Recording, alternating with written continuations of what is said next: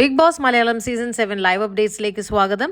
അങ്ങനെ അനുവും മനീഷും ജയിലിൽ നിന്ന് ഇറങ്ങിയതിനു ശേഷം തുടങ്ങിയതാണ് ആദില നൂറ അനു തമ്മിലുള്ള സംസാരവും ചർച്ചയും കരച്ചിലും ബഹളം. അനു തുടങ്ങുകയാണ് തന്നെ നോമിനേറ്റ് ചെയ്തതിന്റെ ഓരോ കാര്യങ്ങൾ നിരത്തിയിട്ട് ഇത്രയും ചെറിയ കാര്യങ്ങളായ ഉള്ളി എടുത്തതിനും പയറെടുത്തതിനൊക്കെയാണല്ലോ തന്നെ നോമിനേറ്റ് ചെയ്തത്. ഇതിലും വലിയ കാര്യങ്ങൾ ചെയ്തവരൊക്കെ ഒന്നും നോമിനേഷനിൽ ആരും ഇട്ടിട്ടില്ല എന്ന് പറഞ്ഞ് പരാതി പറഞ്ഞു തുടങ്ങുകയാണ്. അങ്ങനെ അവിടെ നിന്ന് സംസാരിച്ച് പിണങ്ങി അനു ബെഡ്റൂമിലേക്ക് പോകുന്നു. അനുവിനെ പിന്തുടർന്ന് ആദിലൊരു ഗുണ്ടയെ പോലെ പിറകെ പോകുന്നു. ആദില ഡോർ അടച്ചിട്ട് പോകാൻ സമ്മതിക്കില്ലെന്ന് പറയുന്നു. അങ്ങനെ അവിടുന്ന് അവർ വീണ്ടും പുറത്തേക്ക് വരുന്നു. ഇവർ മൂന്നുപേരും ബെഡ്റൂമിന്റെ ആ ഗ്ലാസിന്റെ വാതിൽ അടച്ചിട്ടാണ് സംസാരിക്കുന്നത്. അപ്പൊ എന്തെങ്കിലും ഒന്ന് പറയുന്നത് കേൾക്കാൻ വേണ്ടിയിട്ട് കാതും കൂർപ്പിച്ചിരിക്കുന്ന നെവിനെയും ആര്യനെയും ഇടയ്ക്കിടയ്ക്ക് കാണിക്കുന്നുണ്ട്. അക്ബറിനും കേട്ടാ കൊള്ളാന്നുണ്ട്, പക്ഷെ അക്ബർ അറിയാത്ത പോലെ ഇരുന്ന് ശ്രദ്ധിക്കുന്നു. അതിലെ നൂറയുടെ അഭിപ്രായത്തിൽ ഷാനവാസിന് ഇപ്പൊ ഇല്ലാത്ത കുറ്റങ്ങളില്ല.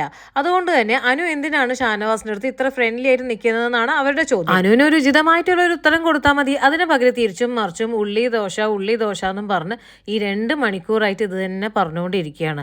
ലൈവിൽ വളരെ ബോറാണ്. ക്യാമറ ഇവരെ തന്നെ ഫോക്കസ് ചെയ്തുകൊണ്ടിരിക്കുകയാണ്, മറ്റൊന്നും കാണിക്കാതെ.